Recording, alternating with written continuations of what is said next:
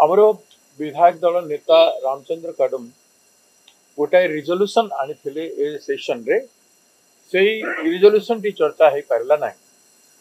तापर 6 तारीख दिन बाबा साहेब आंबेडकर महाप्राण दिवस पालन होता से समावेश रे आमर गोटे रिजोल्यूशन होता गोटे प्रस्ताव होता जे आम माननीय बाचस्पति महोदय को अनुरोध करूँ विधानसभा गृह रे तांकर इनिशिएटिव रे किंबा सरकारी इनिशिएटिव रे ए रिजोल्यूशन टा अणा जाऊ एवं सर्वसम्मति क्रमे सर्वदलीय समर्थन रे ए रिजोल्यूशन टी पास करा जाए।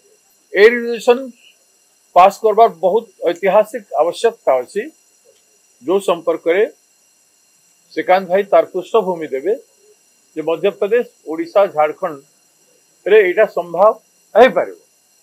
आर्टिकल 164(1) हिसाब रे प्रोविजन अच्छी तेणु एटा आनिबार आवश्यकता ऐतिहासिक आवश्यकता अच्छी।